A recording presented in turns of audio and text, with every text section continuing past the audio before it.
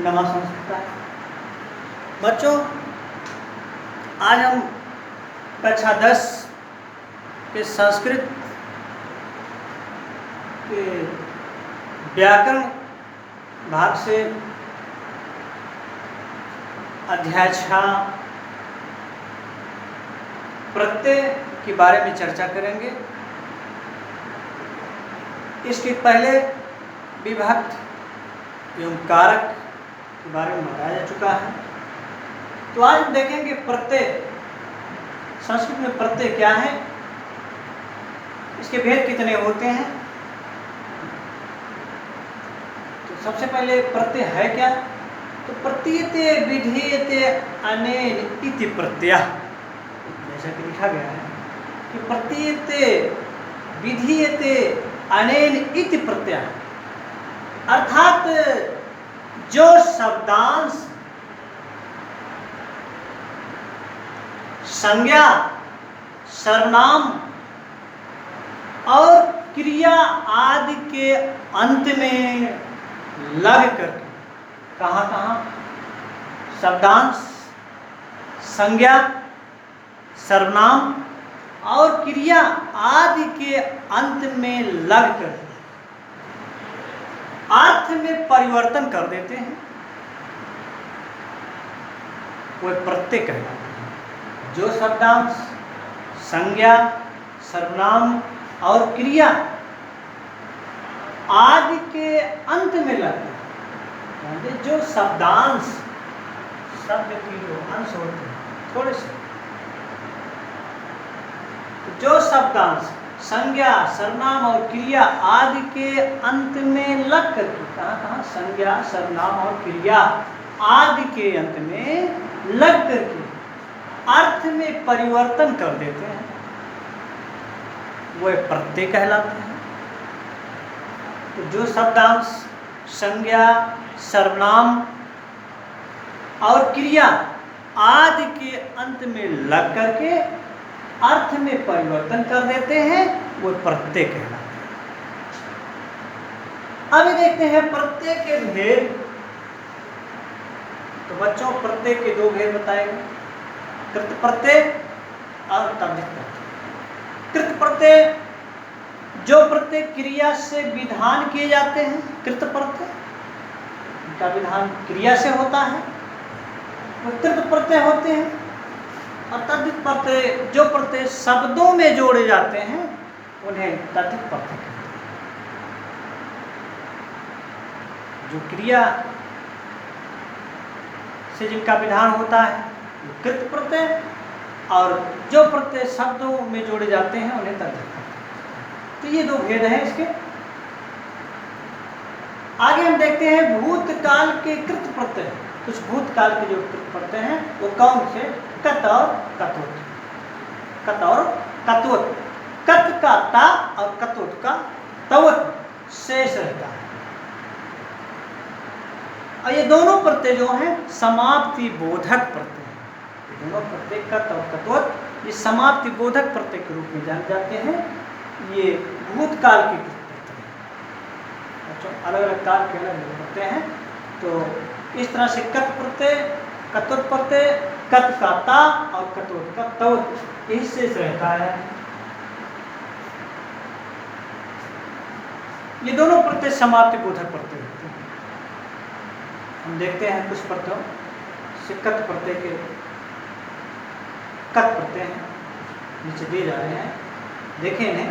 तो पहले धातु है, फिर पुल्लिंग में किस तरह से लिखे जाते हैं, स्त्रीलिंग में और नपुंसक में। तो देखिए, अत प्रत्यय, इसका पुल्लिंग जगधा, स्त्रीलिंग जगधा और नपुंसक लिंग में ये हो जाएगा जगधा। वही आदि प्रत्यय, अधीता, अधीता और अधीतम। कथ प्रत्यय में कथिता, कथिता और कथितम। इसी तरह से क्रि में कथ प्रत्यय के अंतर्गत कृता, कृता और कृतम। देखें, पुल्लिंग में समय विसर्ग लगा हुआ, स्त्रीलिंग में सब में आत्म मात्रा आएगी। नपुंसकलिंग में सब में आत्म में मार गए हैं, सब में। तो इसी तरह के जो प्रत्यय लगेंगे तो सब ऐसे ही तैयार होंगे।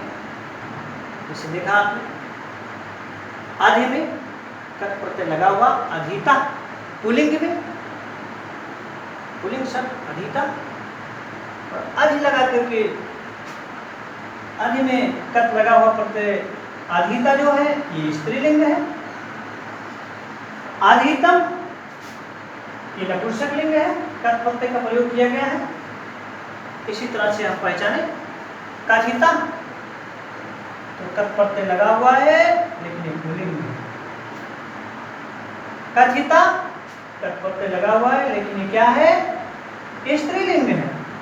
इसी तरह से कथितम कट प्रत्यय लगा हुआ लेकिन ये नपुंसकलिंग है।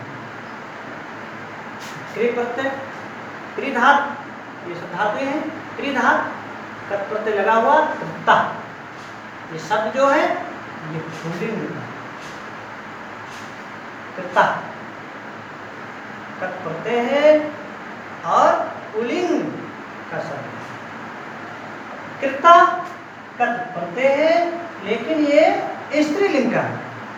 इसी तरह से कृतम नपुंसक लिंग का शब्द है, इसमें कृत प्रत्यय लगा है, कट प्रत्यय लगा है। क्री धातु। तो इस तरह से शब्दों को देखें, इसमें ये देखें कि लिंग कौन सा है, धातु कौन सी है, प्रत्यय कौन से लगे हुए हैं, शब्दों की पहचान करना सीखें। अधिता प्रत्यय है, अधिधातु है, पुल्लिंग का शब्द है। इसी तरह से इसमें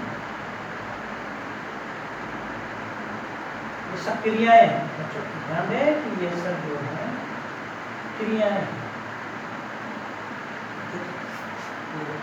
प्रत्यय के अंतर्गत है। तो ये सब क्रियाएं हैं, जैसे क्रीधात, कृता, कृता, कृतम।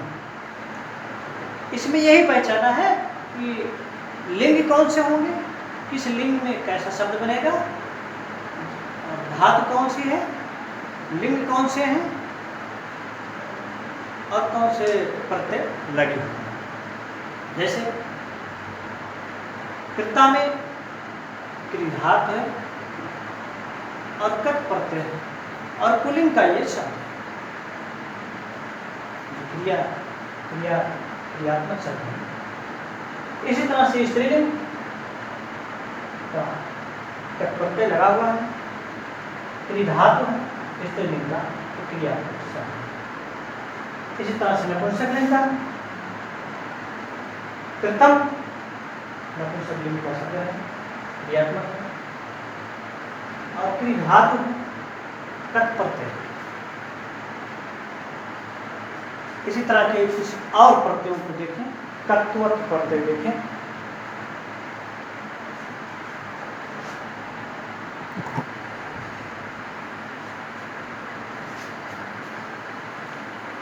तो बच्चों इसी तरह से आगे देखते हैं कत्वत प्रत्यय लगा करके लगे हुए शब्द कैसे तैयार होते हैं, वो भी अलग अलग लिंगों में। जैसे देखें जगधवान, ये पुल्लिंग, ये सब पुल्लिंग के शब्द हैं। जगधवान, अधितवान, भूतवान, कुपितवान, कथितवान, क्षीणवान।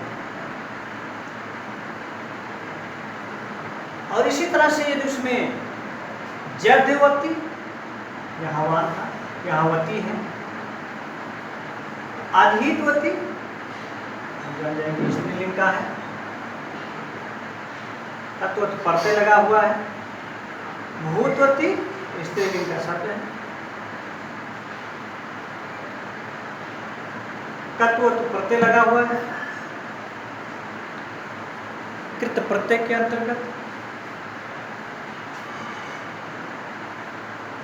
भूतवती कुपितवती, कथितवती और क्षीणवती।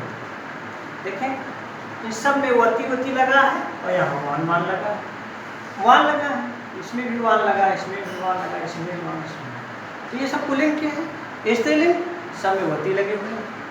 तो सबसे पहले हम वान देख करके समझ जाएंगे पुल्लिंग, वती देख करके समझ जाएंगे स्त्रीलिंग। और इसी तरह से यही कहने मतलब कत्वत प्रत्यय लगा हुआ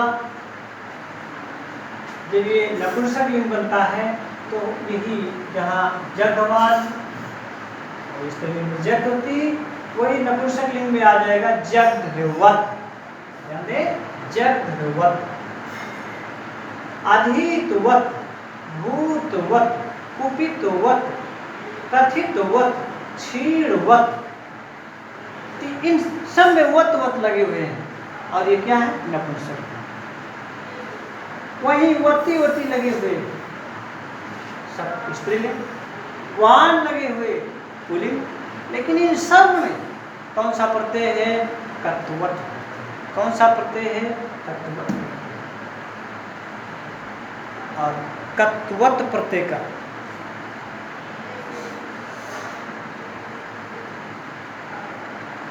कत्वत प्रत्यय का तवत शेष रहता है, इसको पहले बताया जा चुका है। तो इस तरह से हमने देखा कि कत्वत प्रत्यय से तैयार जो शब्द हैं वो भी अलग अलग लिंगों में इसकी पहचान हम कैसे करें। यहाँ वान, यहाँ वती, यहाँ वत। पुल्लिंग लिंग में वान, स्त्रीलिंग में वती, नपुंसक लिंग में वती। इस तरह के शब्द मिलते हैं तो उसमें कत्वत प्रत्यय लगे हुए हैं। वान है तो पुल्लिंग, वती है तो स्त्रीलिंग, वत है तो नपुंसक।